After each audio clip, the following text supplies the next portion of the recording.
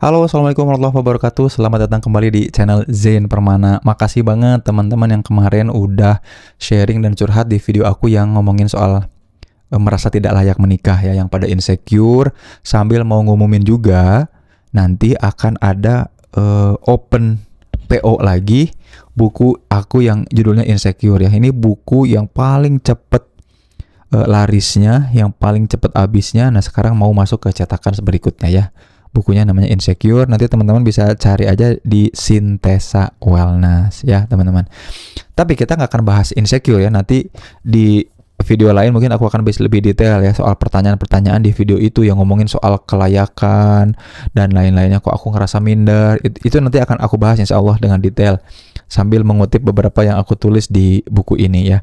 Tapi sekarang aku pengen ngajak teman-teman untuk ngomongin soal peran orang tua ya. Peran orang tua ini sangat penting, vital di dalam perjodohan. Dia jadi support system utama yang membuat kita makin dekat atau makin jauh sama pernikahan yang kemudian kita idamkan. Nah, cuman teman-teman perlu paham dan perlu tahu bahwa ada tipe-tipe orang tua zaman now yang kemudian perlu kita strategikan bagaimana cara mengkomunikasikannya. Baik buruk lebih kurangnya mereka pun adalah orang tua kita yang kemudian mewajibkan kita wajib kalau sebagai orang-orang yang kemudian beriman, yang kemudian ingin cari perhatiannya Allah, mestinya kemudian kita harus wajib selalu berbuat baik terhadap orang tua kita, terlepas dari apapun perlakuan mereka ke kita kan gitu ya. Nah, makanya kemudian ini penting, terutama soal jodoh. Ridho mereka itu kunci utama untuk kita kemudian bisa mendapatkan jodoh gitu teman-teman. Cuman kita perlu sadar dan perlu tahu, perlu mengidentifikasi ternyata ada beberapa tipe orang tua itu ya, terutama dalam hal perjodohan. Tipe pertama yang pengen aku sharing adalah tipe yang mirip-mirip seperti debt collector, atau analoginya analogi debt collector. Kenapa analoginya debt collector? Karena tipe ini adalah tipe orang tua yang nuntut, minta atau nagih gitu ya. Seperti kurang lebih yang dibahas oleh komentar yang menarik oleh sahabat kita ini ya. Nih, kita baca sama-sama ya. Saya di usia sekarang ini memang sudah merasakan ingin segera bertemu dengan jodoh terbaik dan ingin halal bersamanya. Namun untuk sekarang jodohnya masih belum ada dan masih ikhtiar sembari memperbaiki diri dan bertumbuh menjadi diri sendiri. Nah, pertanyaannya, jika orang tua seolah merasa greget ya anaknya belum pada menikah, tidak seperti anak orang lain yang seolah tuh mudah banget untuk bertemu jodohnya melalui pacaran tentunya. Juga orang tua seolah ingin anaknya menikah, khususnya yang sudah dewasa, agar beban keluarga berkurang. Nah, kalau seperti itu bagaimana nih? Apalagi kita semua akhwat yang tidak berpacaran nih, anak-anaknya ini. Juga seperti yang Kang Zain bilang bahwa pernikahan itu bukan pelarian dan hal-hal yang mungkin sedang dialami oleh kita sendiri. Nah, itu dia ya. Maka teman-teman perlu paham bahwa kita tuh ada orang tua yang tipenya tuh seperti itu. Nyariin enggak, bantuin enggak, nolongin enggak, tapi kemudian nagih ya. Nagih itu dalam artian gini, mana apalagi nagihnya kemudian sambil ngebandingin sama orang-orang di sekitar. Orang-orang yang kemudian tadi ya, barangkali kemudian dapat jodohnya melalui berpacaran. Kak, kok kamu gak nikah-nikah sih? Kok kamu belum nikah-nikah sih? Bahkan kamu kok belum punya pacar? Jangan-jangan kamu gak laku kan gitu ya. Kalau hal itu mungkin ada terdorong oleh rasa peduli yang besar ya, karena aduh aku takut anak aku nggak laku gitu. Gak ada yang suka, walaupun itu kan negatif banget sebenarnya kata-katanya, tapi memang yang lebih pedih itu kalau yang selanjutnya tuh, kalau kemudian tadi ya, kalau tujuannya pengen kita menikah, pengen kita bahagia dalam pernikahan kan bagus. Ini mah gini, ngedorong kita segera menikah tuh supaya beban keuangan mereka katakanlah berkurang dari kita, beban pikirannya juga berkurang dari kita, kan sedih ya ngedengarnya gitu ya. Nah, terlepas dari apapun yang mereka sampaikan, ingat mereka orang tua kita, tugas kita adalah terus berbuat baik terhadap mereka. Nah, memang ada strategi yang perlu kita lakukan untuk menghadapi tipe orang tua yang debt collector seperti ini, yang nagih, yang nuntut, yang minta dan ngebandingkan sama orang lain, terus habis gitu tadi merasa kita adalah bagian dari beban mereka, makanya pengennya cepat-cepat kita tuh dinikahkan atau menikah gitu ya, supaya lepas dari mereka. Dan hati-hati, memang itu juga banyak nih tipe yang seperti debt collector ini yang membuat tadi pernikahannya, anak-anaknya pun nggak langgeng-langgeng juga dan disalahkan. Tuh kan kamu sih salah pilih, kamu sih kebanyakan mikir, kamu sih kelamaan dan lain-lain. Tapi kita perlu aware dulu, perlu sadar dulu bahwa ada tipe orang tua seperti ini. Bukan berarti kita perlu marah sama mereka, enggak, justru kita harus bikin strategi how to deal with, ya, bagaimana caranya untuk berhadapan menghadapi orang tua dengan tipe ini, gitu ya. Itu yang perlu kita sadari dulu yang pertama. Yang kedua adalah kemudian tipe orang tua yang nggak debt collector ini mah, tapi sebagai juri, gitu ya. Barangkali komennya nggak sepedih yang tadi ya, nggak bilang, kok kamu belum laku sih? Kok kamu beda sih sama teman-teman kamu yang kayaknya mudah? Kok kamu nggak dapet pacar, nggak laku ya?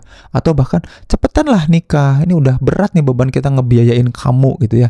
Nah, ini mungkin nggak sekasar itu, tapi ini tipe kedua adalah tipe orang tua, yaitu yang jadi juri, ya. Jadinya tiap kita kemudian mencoba untuk mengajukan calon, ngomongin soal menikah, mereka tuh biasanya menilai atau ngejudge, gitu ya. Kurang lebih seperti yang diceritakan oleh sahabat kita yang di kolom komentar seperti ini, ya. Izin tanya Kang Zen, ya, ketika kita sudah merasa sudah menemukan yang tepat, seperti urutan yang di video tuh ya, yang langkah 1 dan langkah 2 jalur jodoh jalur pertumbuhan, tapi ternyata orang tua nggak sreg nih, bagaimana cara menghadapinya? Nah, ketidaksregan itu kemudian barangkali memang bisa jadi banyak faktor, tapi aku mau menekankan gini, jangan-jangan orang tuanya juga tipe orang tua yang jadi hakim gitu, yang ngasih judgement. Tugas dia cuma jadi juri. Jadi kita udah capek-capek kemudian barangkali ta'aruf, tukeran CV, nazor gitu ya, ketemuan, berinteraksi yang terjaga. Tapi kemudian pas udah ngajuin, kemudian minta ACC, ternyata nggak di ACC gitu ya. Apa yang kemudian salah dari situ? Nah, nanti kita bahas ya. Ada strategi juga yang penting untuk menghadapi orang tua macam begini. Tapi setidaknya ada 2 nih sekarang ya. Ada tipe pertama ya, tipe debt collector, tipe kedua tipe juri. Apa yang perlu kita lakukan idealnya nanti aku bahas. Karena kemudian untuk masuk ke dalam ranah perjodohan ke orang tua, ada hal-hal yang harus kita perhatikan lebih lanjut. Kayak gitu ya. Nah, kemudian kita masuk ke tipe yang ketiga nih. Sebelum aku definisikan tipenya seperti apa, mari kita bacakan dulu ya curhatannya seperti apa. Ini, saya baru saja akan mulai melakukan perbaikan diri, katanya. Sama ortu dikenalkan sama ponakan teman bapak. Sebenarnya menolak karena sadar diri sedang fokus dalam hal apa, tapi karena dorongan para tetua dan malah dikasihani karena belum menikah, rasanya sakit dan tertekan, katanya gitu ya. Saya merasa bersalah juga menyetujui saran tetua untuk berkenalan dulu. Niatnya ingin memperbaiki supaya tahu ya dan kenal diri sendiri, supaya juga bisa membuat keputusan kalau diajak menikah, bisa menilai cocok atau tidaknya. Bagaimana ya? Nah, kira-kira menurut teman-teman, orang tua ini tipe apa? Bagus ya, udah mulai punya inisiatif untuk kemudian menjodohkan, tapi tadi barangkali kemudian ketika dijodohkan ini jadi saklek harus gitu ya. Jadi perjodohannya adalah tipe memaksa.